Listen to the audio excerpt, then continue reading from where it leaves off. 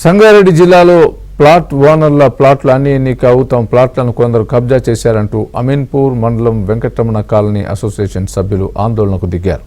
తాము వెంకటరమణ కాలనీ హుడా లేఅవుట్లో ప్లాట్లను కొనుగోలు చేశామని బాధితులు తెలిపారు.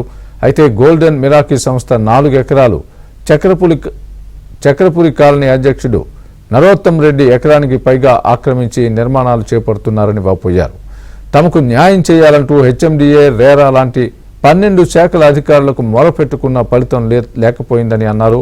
దీని వెనుక రాజకీయ నాయకుల హస్తం ఉందని, తమకు న్యాయం చేయాలని బాధితులు మీడియా ఎదుట తమ గోడును వెళ్లబోసుకున్నారు. 6 గుంటలు గోల్డెన్ కి ఏర్పడింది. ఈ డాక్యుమెంట్ ఎక్కడి నుంచి వచ్చిందని క్వశ్చన్ చేసాము హెచ్ఎండిఏని. లాస్ట్ ఇయర్ ఇదే నెలలో క్వశ్చన్ చేస్తే అక్టోబర్ 7th వాళ్ళు హెచ్ఎండిఏ వాళ్ళు పర్మిషన్ ఇచ్చారు. అంటే ఒకే ల్యాండ్ కి ఒకే సర్వే నంబర్ లో ఉన్న దానికి పర్మిషన్ 2 సార్లు హెచ్ఎండిఏ పర్మిషన్ ఇవ్వడం జరిగింది. దాన్ని క్వశ్చన్ చేస్తూ మేము కోర్టులో కేసు కూడా వేసాము. కానీ మేము దాన్ని అప్రోచ్ అవుతూ ఎవరి ప్లాట్ ఎక్కడుందో దిక్కు తెలియక 2 years నుంచి తిరుగుతా ఉన్నాము. మేము అన్ని 14 మంది గవర్నమెంట్ అఫీషియల్స్ అందరికీ లెటర్స్ ఇచ్చాము.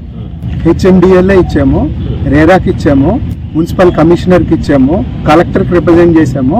అందరికి అట్లా 14 మంది పోలీస్ కమిషనర్స్ కూడా ఇచ్చాము. 14 మందికి రిప్రజెంటేషన్ ఇచ్చాము. కానీ అక్కడి నుంచి ఏమీ రిప్లై లేదు డిపార్ట్మెంట్స్ కి. తర్వాత మేము హైకోర్టులో రిట్ పిటిషన్ కూడా వేయడం జరిగింది.